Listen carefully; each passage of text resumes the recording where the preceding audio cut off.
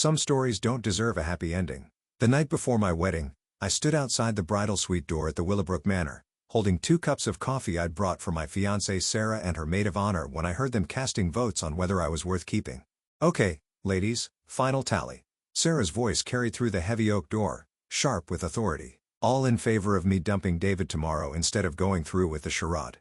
My hand froze on the door knob. Coffee sloshed over the rim of 1 cup, burning my fingers. "I vote."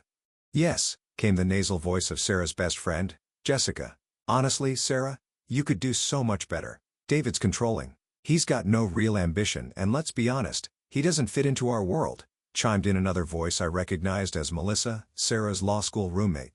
"Plus, did you see how he acted at the rehearsal dinner making jokes about your family's money? So inappropriate thumbs, but the deposits are already paid," Sarah said. And I could hear her pacing in those expensive heels she'd bought specifically for tonight. "My parents will end me if I waste another $50,000. "Your parents have plenty of money," Jessica laughed. "Besides, think of the content this would generate for your Instagram. Why I called off my wedding a thread.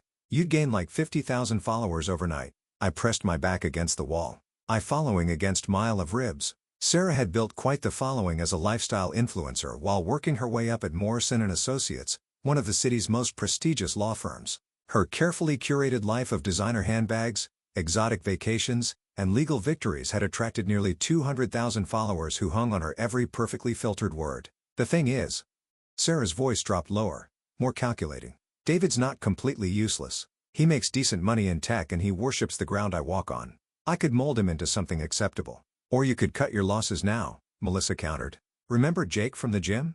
Now that's husband material. Rich family owns 3 fitness centers and those abs." Sarah sighed dreamily. "God, you're right.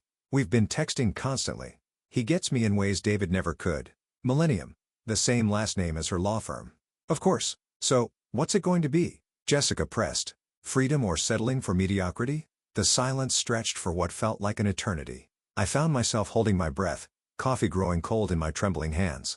"I'll give him one chance," Sarah finally declared. "Tomorrow at the ceremony, I want him to publicly apologize for embarrassing me at the rehearsal dinner. If he can humble himself in front of everyone, prove he knows his place, then maybe we can make this work," Melissa asked. "Then I'll call it off right there at the altar." Can you imagine the drama? The photos? My followers would eat it up. The 3 of them dissolved into laughter. The sound like breaking glass in my ears. I set the coffee cups down on a nearby table and walked away, my mind already spinning with possibilities. They wanted drama. They wanted content for social media.